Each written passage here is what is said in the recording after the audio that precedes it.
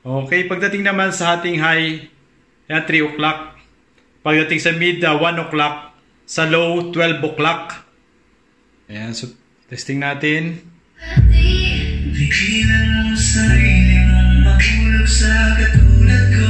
Please, wag ako'y panagang. Di alam kung sakali you wanna be with somebody, you wanna be with somebody. Pagdating naman sa equalizer, pwede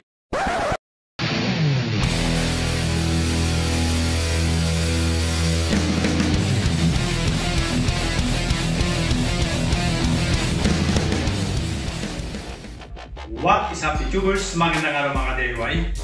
Alex on na naman nagbabalik para sa ating panibagong video.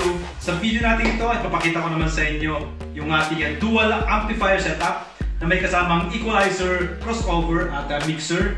Ayun guys, so papakita ko yung tamang connection, equalizer adjustment, crossover adjustment. Bago tayo magpatuloy sa mga bago pa lang guys sa ating channel, ayun guys, huwag nyo kalimutan guys mag-subscribe at pag-click nyo rin ang notification bell right down below para ma-notify kayo sa ating mga susunod na pag-upload na videos. At syempre, pakilike share na rin para makapagbahagi tayo ng konting kaalaman sa iba.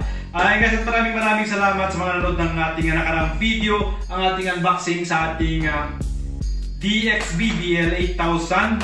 Ayun guys, so ngayon ay kukumbay natin sa ating power amplifier. Ayun, so nag-umpisa tayo sa isang amplifier, so ngayon dalawa na. Ayan, so pakinggan natin ngayon ang pagkakaiba. Okay guys, let's go!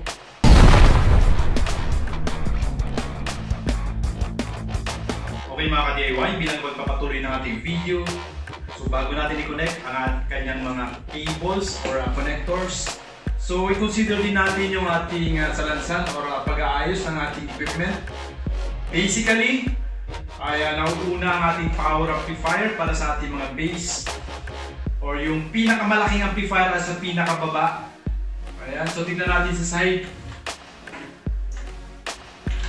Ayan, sumunod yung ating pang mid-high or pang mid.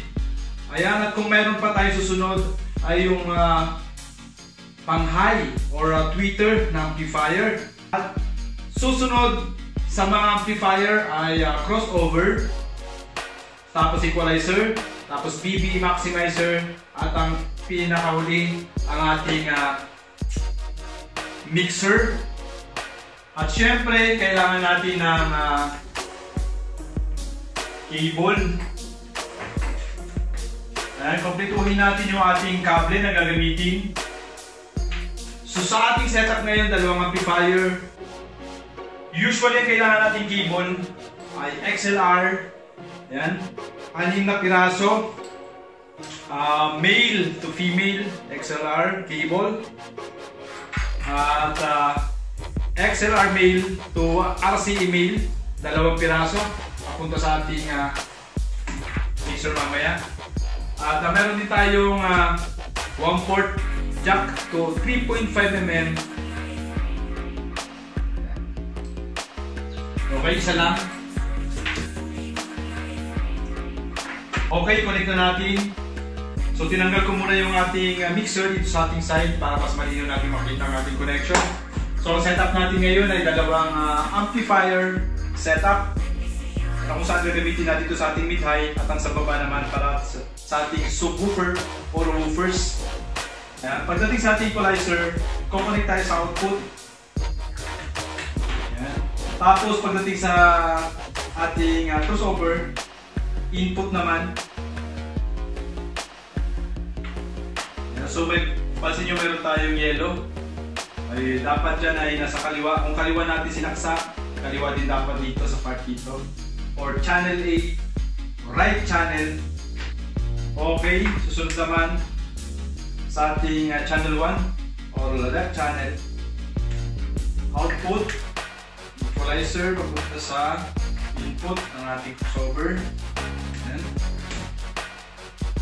Sunod naman sa ating mid-high amplifier. So ngayon naman kukunik tayo sa crossover, papunta naman na sa ating mga amplifiers.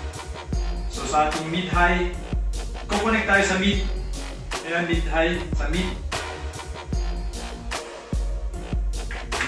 Mid, papunta naman sa in ng ating channel A. red-orange ang coating. Kabila naman, mid. Ayan. Mid out. Papunta sa in ng ating channel B ng ating amplifier. Susunod naman, sa low tayo connect para sa ating woofer or subwoofers. Low, low out. Connect natin sa power amp input. Channel B naman. Ayan. At ang susunod naman, kabilang channel, left channel, low out. Pagdating sa ating amplifier in channel A. Okay. So ganyan naman kasimple ang ating connection para sa ating dual amplifier. Pagdating naman dito sa ating papunta mixer, connect lang natin sa input ating cable na XLR male to RC male. Input. Yan. Ibang na natin sa mixer. At ito naman ay kukonek natin mamaya sa ating input sa ating mixer na.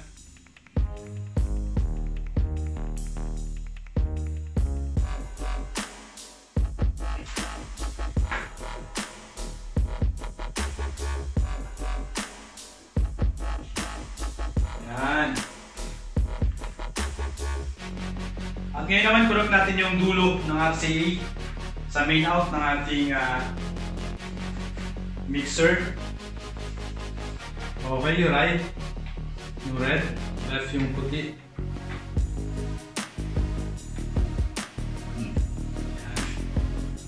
Okay, kung kukunik yung player natin sa Bluetooth at may capable or Bluetooth capable ng ating mixer, so hindi na natin na kailangan na extra cable para sa ating player kapag may Bluetooth na ang ating mixer.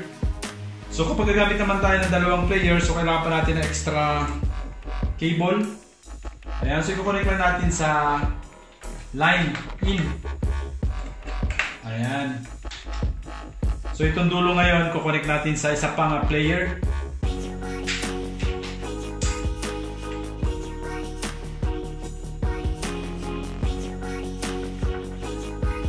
So ngayon, double check na natin lahat. So connect naman natin yung speakers.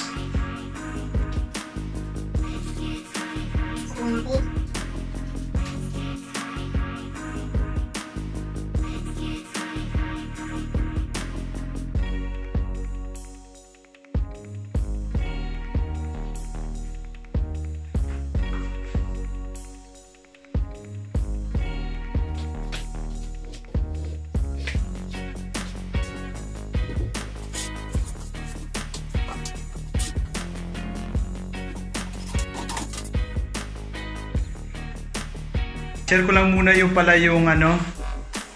yung settings natin sa mga pihit or knobs.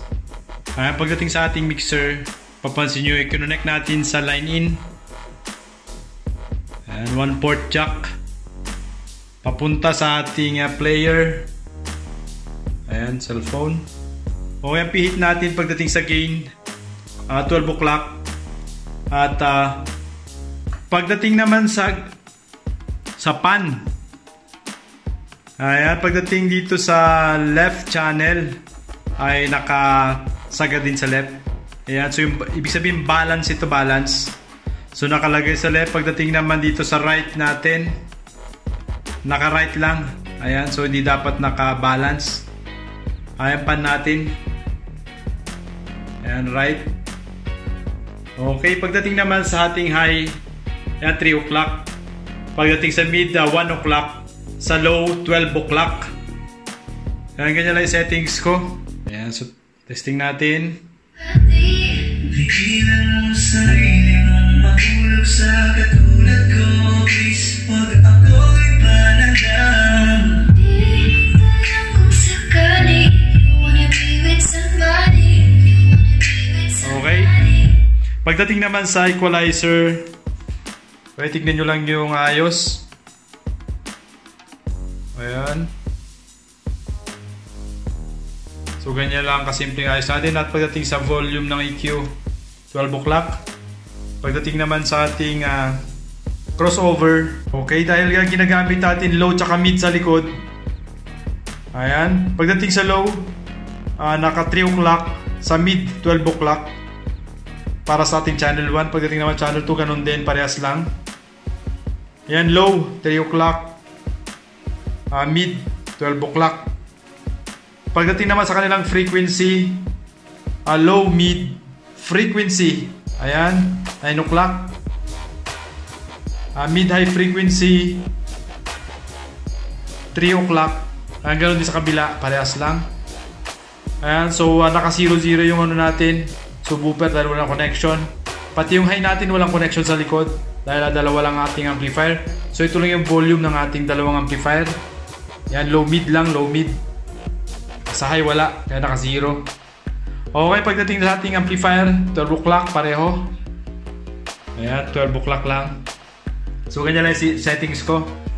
So pwede pa yung mabago, depende sa inyong pandinig or gusto nyong sounds na lalabas sa inyong speakers. Okay guys, ganyan lang yung settings natin, simple lang. Okay mga ka-DIY, check natin yung likod. So yung pangalawa nating amplifier na nakakonect sa ating mid-high. Ayan, so ito siya. Papunta sa likod.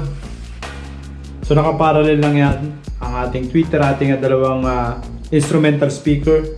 At pagdating naman sa baba, yung ating amplifier naman sa baba, ang K650. So ito nakakonect. Ayan. Sa likod. Yun. So okay na lahat, test na tayo.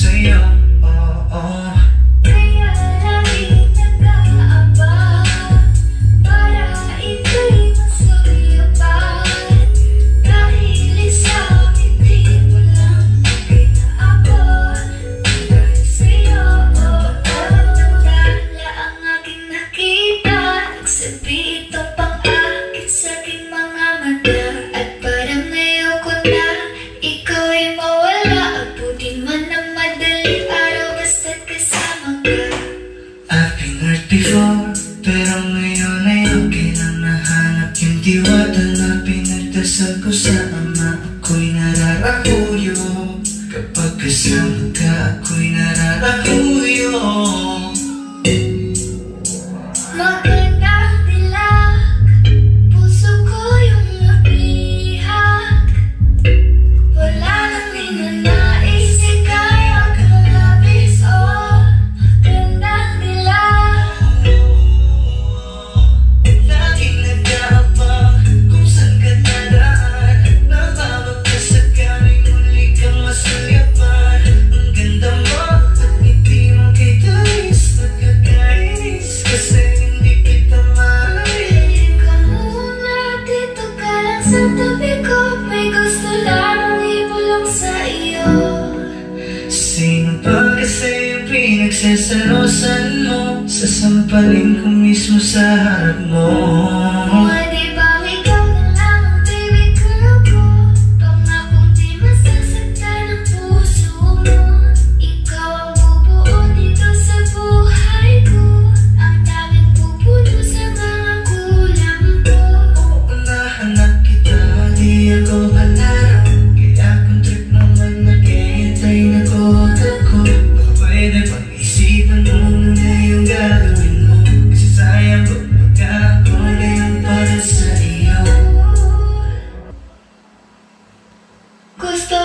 sabihin na mahal pa kita, pero di ko magawa, di makasalita. Kaya pasensya na,